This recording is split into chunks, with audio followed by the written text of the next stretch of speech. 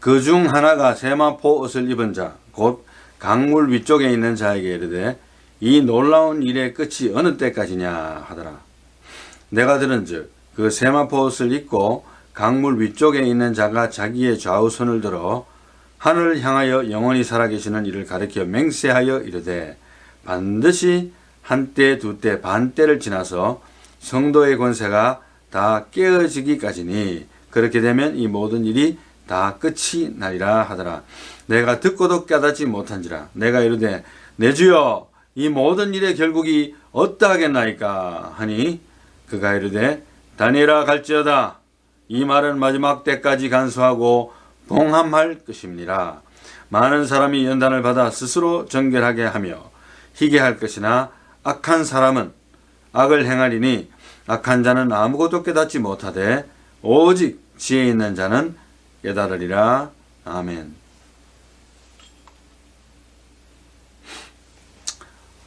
다니엘서 구조에 대해서 지난번에 한번 말씀드렸습니다만은 1장에서 6장까지는 다니엘이 경험한 역사적인 사건들을 주로 다루고 거기에도 물론 예언이 포함되어 있습니다만은 역사적인 사건이 주로 나오고 7장에서 12장까지는 다니엘이 본 환상을 중심으로 미래적인 메시지가 담겨져 있습니다.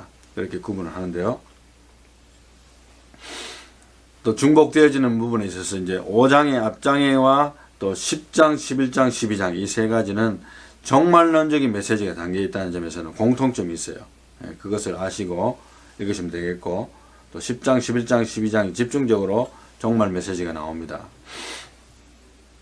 그 중에서 이제 우리가 다 살펴볼 수는 없고 배경적으로 다니엘서 11장을 봅니다. 그래서 북방왕과 남방왕에 대해서 나오고 있는데요. 알렉산더가 급사한 후에 헬라 제국은 4개로 분할되었습니다. 이제 7장에 그런 내용들이 나오는데요. 이 네 왕조는 셀루쿠스 1세, 프톨레미 1세, 그리고 리스마쿠스, 그리고 카산더 이렇게 되죠. 이 중에서 이제 다니엘서 11장에서는 셀루쿠스 왕조의 북방왕과 프톨레미 왕조의 남방왕의 대결이 펼쳐지고 있는 내용입니다. 그 주요 내용을 간단하게 살펴본다면 첫째로 이제 바사와 헬라의 등장과 쇠퇴 이야기가 1절에서 4절이 나오는데요. 11장 1절에서 4절. 헬라에서 갈라져 나온 4제국의 한 뿌리에서 북방왕, 그러니까 작은 뿌리라고 하는데 북방왕이 등장하는 배경을 설명하고 있고 2절에 보면 11장 2절에 이제 내가 참된 것을 내게 보이리라. 보라, 바사에서 또 새 왕들이 일어날 것이요. 그 후에 넷째는 그들보다 심히 부유할 것이며 그가 그 부유함으로 강화해진 후에는 모든 사람을 충동하여 헬라 왕국을 칠 것이며 장차 한 능력 있는 왕이 일어나서 큰 권세로 다스리며 자기 마음대로 행하리라. 그러나 그가 강상할 때에 그의 나라가 갈라져 천하 사방에 나눌 것이나 그의 자손에게로 돌아가지도 아니할 것이요 또 자기가 주장하던 권세대로도 되지 아니하리니 이는 그 나라가 뽑혀서 그 외에 다른 사람들에게로 돌아갈 것입니다. 그리고 이제 11장 5절에서 20절 말씀 보게 되면 남북 전쟁 이야기가 나옵니다. 헬라에서 분리된 4제국 중에서 애국과 수리아로 상징된 남방왕과 북방왕의 전쟁으로 이제 설명이 되고 있는데요. 이 전쟁을 또다시 이제 4차 전쟁으로 구분하고 있고 또 물론 여기서 이제 4차 전쟁이라는 것은 역사 속에 있었던 두 제국 간의 전쟁이 4번밖에 없었다고 말하는 건 아니고 이제 본문에 등장한 전쟁의 양상을 통해서 편리상 구분한 것이라고 보는데요. 우리가 성경을 연구할 때 사실은 우리가 역사적인 것을 너무 무시해도 안 되고 또 미래적인 해석을 할 때 특별히 역사적인 것을 너무 짜맞춰도 안 되고 이 두 중에서 한쪽으로 치우치게 되면은 위험이 있다는 것을 발견하게 됩니다. 그래서 상당히 조심스럽게 우리가 다니엘서나 예언서들이나 또 계시록을 해석해야 된다는 것. 그렇다고 해서 역사를 완전히 무시할 수도 없다. 현실이나 또 과거 지나간 역사들 또 앞으로 올 전망에 대해서도 완전히 무시하고 성경을 읽을 수는 없다. 이렇게 말씀을 드릴 수가 있겠습니다. 이제 성경 자체가 말하려고 하는 본 뜻을 잘 알기 위해서 이제 역사를 살펴본 것인데요. 1차 전쟁은 이제 5절에서 6절이 나타나고 또 2차 전쟁은 11장 7절에서 9절에 나타나고 3차 전쟁은 11장 10절에서 20절 사이가 내용이 됩니다. 그러니까 안티오쿠스 4세, 그러니까 에피파네스요. 에피파네스의 등장과 성전 모욕 사건이 이제 4차 전쟁이 있었는데요. 11장 21절에서 35절입니다. 그리고 그 내용이 마지막 때의 적그리스도의 모습과 연결되는 내용으로 나타나고 있어요. 상당히 재미있는 표현이라고 보게 되는데요. 3차 전쟁을 역사적으로 사실에 비추어 설명한 다음에 이제 다니엘서 11장에서 후반부에 또 그의 왕위를 이을 자는 한 비천한 사람이라 나라의 영광을 그에게 주지 아니할 것이나 그가 평안한 때를 타서 속임수로 그 나라를 얻을 것이며 11장 21절에 이렇게 이야기합니다. 그렇다면 이제 그 8장의 안티오쿠스 4세 에피파네스의 그 인물과 동일하다는 것을 문맥상 우리가 알 수가 있는데요. 앞에 이제 모든 것을 제가 다 생략했습니다만은 역사에 등장했던 분명한 존재로 또 아울러서 그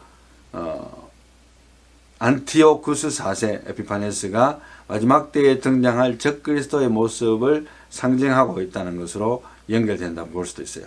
이제 그렇게 이제 해석을 합니다. 많은 사람들이 그렇게 해석하기도 하고 어떤 분들은 반대하기도 합니다만은 그래서 내용을 보면 32절부터 양상이 좀 달라집니다. 그가 또 언약을 배반하고 그 악행하는 자를 속임수로 타락시킬 것이나 오직 자기의 하나님을 아는 백성은 강하여 용맹을 떨치리라.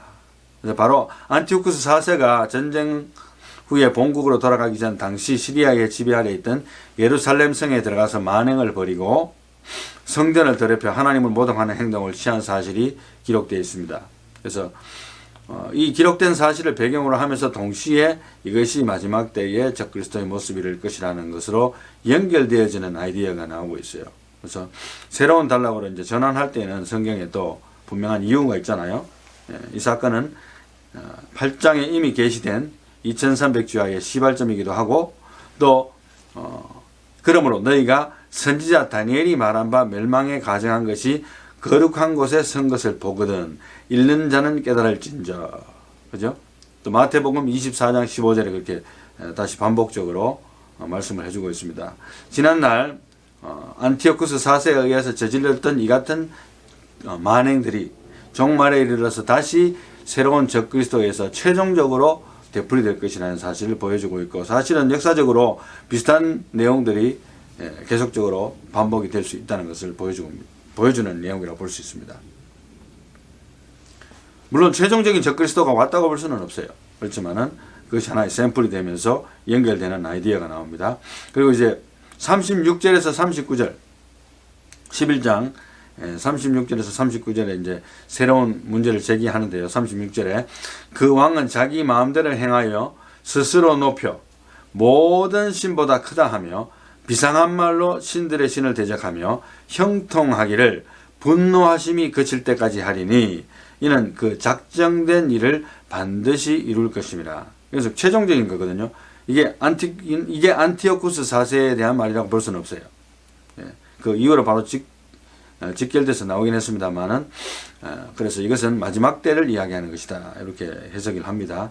여기서 이제 다니엘서 7장과 8장 또 요한계시록 17장 등을 연결할 때에 좀 순리적인 답을 찾을 수가 있다고 보는데요. 17장 계시록 17장 8절 같은 경우 보면 무적행으로부터 올라와 멸망으로 들어갈 자 이렇게 표현되어 있습니다. 적그리스도가 또 종말에 등장할 적그리스도의 활동상을 보인 것이라고 보는데 그 왕은 자기 마음대로 행하며 스스로 높여 모든 신보다 크다 하며 비상한 말로 신들의 신을 대적한다 이런 표현을 했잖아요. 바로 요한계시록 13장 5절에 보면 짐승이 과장되고 신성 모독을 말하는 입을 받고 42달 동안 42달이면 그냥 수학적으로 계산하면 1년에 12달이니까 12 곱하기 3 하면 36 그리고 플러스 6개월 하면 3년 6개월이 됩니다. 그래서 3년 6개월 일할 권세를 받으니라 이렇게 이야기합니다. 그래서 뭐 전 3년 반, 후 3년 반, 7년 대환란을 그렇게 카테고리를 나눠서 설명할 때에 원래 성경에는 7년 대환란이라는 말 자체는 없습니다만은 그런 근거로 이야기를 하는 것이라고 봅니다. 그래서 뒤로 넘어가면 이제 11장 40절에서 46절 같은 경우에는 완전히 이제 종말에 일어날 새로운 남북 전쟁에 대해서 이야기를 해주고 있습니다. 11장 40절에 마지막 때에 남방왕이 그와 힘을 겨룰 것이나 북방왕이 병거와 마병이 많은 배로 회오리 바람처럼 그에게로 마주와서 그 여러 나라에 침공하여 물이 넘침같이 지날 것이요. 이렇게 나오죠. 그런데 이제 많은 주석가들은 이 단락을 과거에 있었던 남북 전쟁으로 해석을 합니다.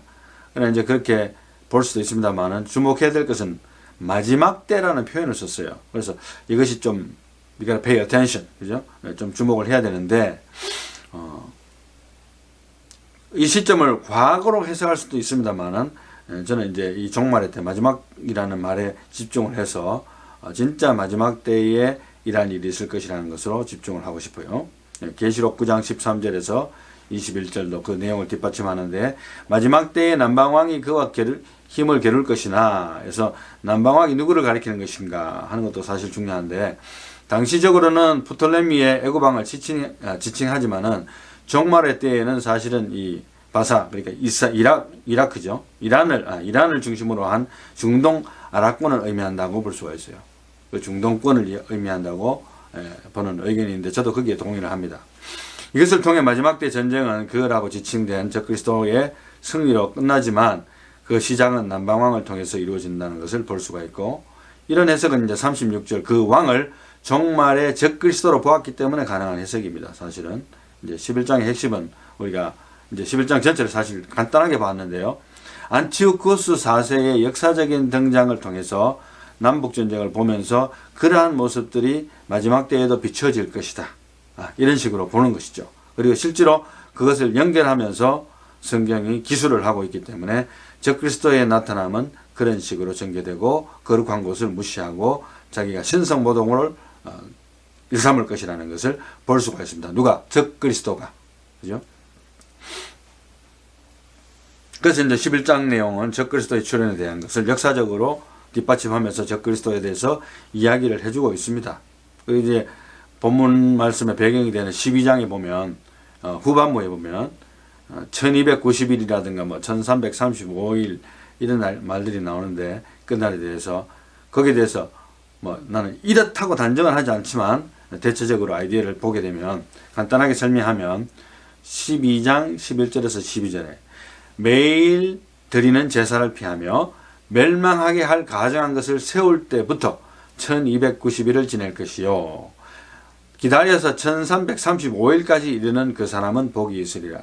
물론 이 숫자를 완전히 계산을 무시하고 완전히 상징적인 거라고 보는 의견도 물론 있어요. 그렇지만은 그래도 마지막 때를 살다 보면 그러한 시기가 왔을 때에 이런 캘큘레이션이 계산하는 것이 도움이 될 수 있으리라고 나는 개인적으로 보고 있습니다. 그래서 그러한 일들이 일어났을 때 과거에도 물론 그런 일이 일어났었지만 안티오쿠스 4세에 의해서 그러나 그러한 것들이 반복적으로 특별히 마지막 때에 전 세계적으로 범세계적으로 마치 팬데믹처럼 그죠?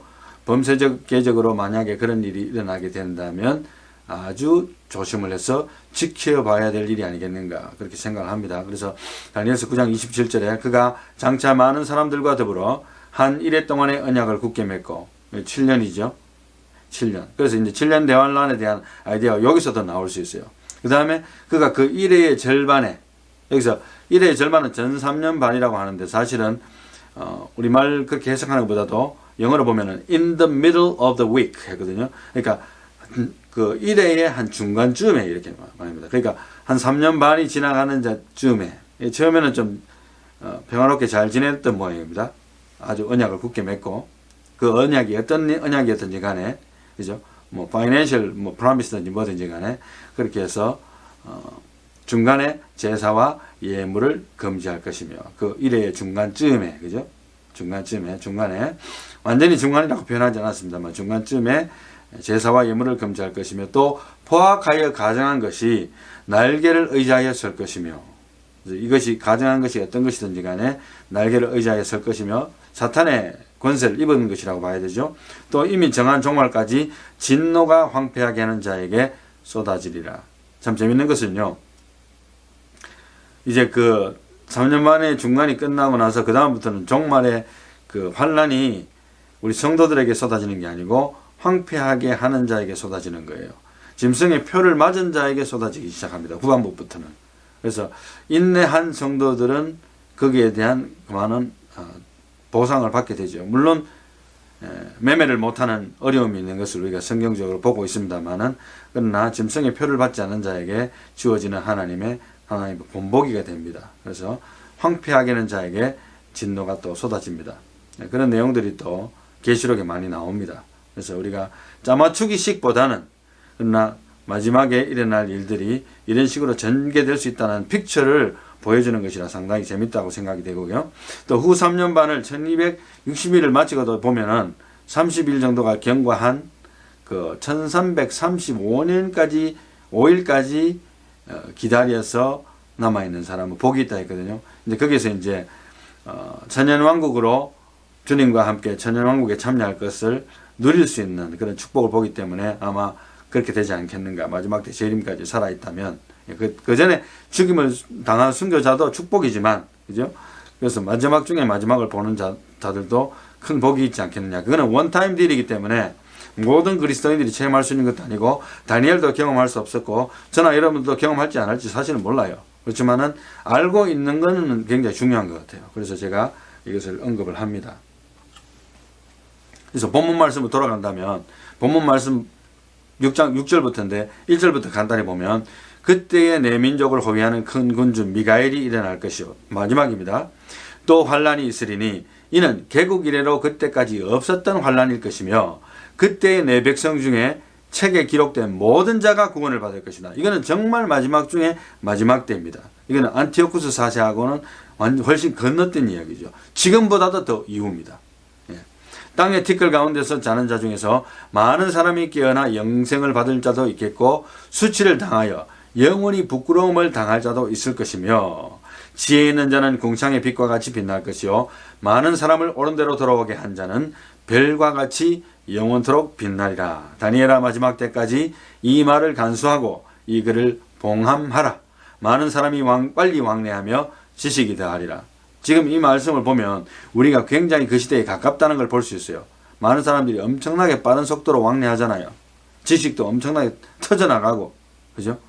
안방에서 모든 지식을 다 취할 수 있는 그 시대가 되어버렸어요. 5절 말씀에 나 다니엘이 본즉 다른 두 사람이 있어 하나는 강 이쪽 언덕에 섰고 하나는 강 저쪽 언덕에 섰더니, 이제 본문 말씀입니다. 6절 말씀에 그 중에 하나가 세마포 옷을 입은 자 곧 강물 위쪽에 있는 자에게 이르되 이 놀라운 일의 끝이 어느 때까지냐 하더라. 내가 들은즉 그 세마포 옷을 입고 강물 위쪽에 있는 자가 자기의 좌우손을 들어 하늘을 향하여 영원히 살아계시는 이를 가리켜 맹세하여 이르되 반드시 한때, 두때, 반때를 지나서, 여기서 1년, 2년, 그리고 반년이죠. 3년 반이라고 합니다. 그래서 이것을 문자적으로 물론 3년 반이라고 보아도 될 것 같아요. 그렇지만 우리가 확신은 할 수가 없습니다. 이제 마지막 때를 이야기하는데 3년 반을 지나서 이렇게 칩시다. 그래서 성도의 권세가 다 깨어지기까지니이다. 여기서 성도의 권세가 다 깨어진다는 표현을 했잖아요. To scatter a power of the holy people. All these things shall be finished. 뭡니까? 환란을 성도들이 통과한다는 거예요. 성도들의 권세가 다 작살이 난다는 겁니다. 막말로 해서. 교회가 완전히 초토화됐다는 겁니다. 여러분, 팬데믹 자체로 교회가 상당히 직격탄을 받은 것도 사실이지만, 또 재밌는 것은요, 이 팬데믹 때문에 교회가 핍박의 도구로 활용되는데 아주 좋은 백그라운드가 형성이 됐다는 게 재밌어요. 적그리스도가 아마도 이러한 방식으로 교회를 쪼이지 않겠는가, 그렇게 하면서 교회가 교회되지 못하고 모임을 폐지시키고 이제 완전히 하나님 앞에 모이는 것이 아주 목숨 걸지 않으면 모이기 힘들 정도의 사태가 발생을 하리라고 봅니다. 물론 이제 그것은 하나의 가상적인 시나리오입니다만 우리가 이미 겪고 있는 하나의 모습이에요. 미국이 또 얼마나 많이 타락했는지 우리가 알고 있잖아요. 그래서 영적인 타락이 그런 데서부터 오는 거예요. 예배 못 드리는데 아주 쉽게 다운되는 겁니다. 영적으로. 자, 그래서 8절 말씀에 내가 듣고도 깨닫지 못한지라. 다니엘이. 그래서 내가 이르되 내 주여 이 모든 일의 결국이 어떠하겠나이까 하니 그가 이르되 다니엘아 갈지어다. 이 말은 마지막 때까지 간수하고 봉함할 것임이니라. 많은 사람이 연단을 받아 스스로 정결하게 하며 희귀할 것이나 악한 사람은 악을 행하리니 악한 자는 아무것도 깨닫지 못하되 오직 지혜 있는 자는 깨달으리라. Many shall be purified. 많은 사람들이 깨끗함을 받는다는 거예요. 어떻게 해서? And made white. 깨끗하게 된다. 흰색으로 된다는 거예요. And tried. 그죠? 왜냐하면 연단을 받아가지고 연단을 받기 때문에 성결하게 되어지는데 안 돼줄 수 없죠. 당연히 연단 속에 있기 때문에. 우리가 연단이 없을 때는 타락하기 쉬워요. 그렇지만은 마지막 때 연단이 왔을 때 그때 살아있는 성도들은 특별히 믿음을 지키는 자에게는 그 마음의 정결함이 희게 된다는 거예요. 물론 예수의 피가 희게하죠. 그러나 그 마음부터 시작해서 그의 모든 행동들이 깨끗함을 받는 거예요. 그래서 성화가 아주 극대화된다고 볼 수 있어요. 마지막 때에는. 그래서 그때 살아남는 것은 고난도 받지만 영적 성화의 극대화를 맛볼 수 있는 그런 기회도 된다는 것을 성경이 가르쳐주고 있습니다. 악한 사람은 악을 행한다 했고요. But the wicked shall do wickedly, and none of the wicked shall understand. 그래서 예수를 믿지 않기 때문에 purification이 일어나지 않잖아요. 성화도 일어나지 않잖아요. sanctification. 그러니까 그런 사람들은 계속 하나님과 멀어질 수밖에 없어요. 그러니까 짐승의 노예가 되고 마지막 때 적그리스도의 말을 듣게 되고 결국에 멸망하게 된다는 것을 이야기하고 있고 But the wise shall understand. 오늘 설교 제목과 같은데 지혜로운 자는 그것을 깨닫게 될 것이다. 이렇게 이야기합니다. 지혜로운 자는 누굽니까? 하나님을 섬기는 자. 오늘 설교에 이제 결론을 내리려고 하는데요. 좀 빠릅니다 합니다만 지혜 있는 자의 특징을 보고 결론을 내리겠습니다. 첫째, 오늘 본문 말씀과 다니엘서에 나와 있는 내용을 보게 되면 첫째로는 연단을 받아 스스로 정결하게 하며 희귀할 것이다. 연단이라는 것은 자기 스스로 연단 받기 위해서 연단 받는 건 물론 아니에요. 그죠? 내가 막 하나님 내한테 연단 주시옵소서, 연단 주시옵소서, 연단 주시옵소서 이렇게 기도하는 사람은 사실 드물다고 봐요.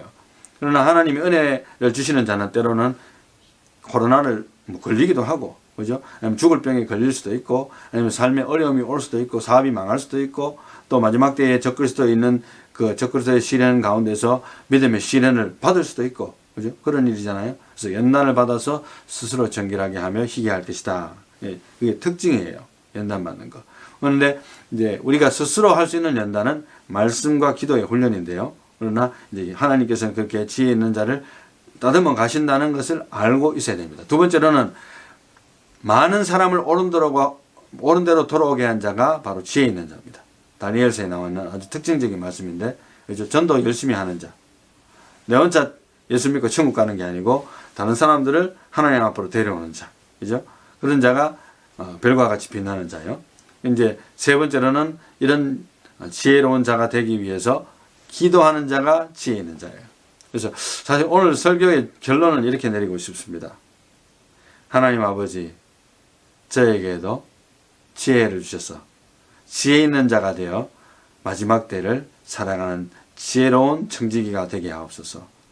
그래서 하나님의 환난이 왔을 때 깨닫는 자가 되게 하옵소서.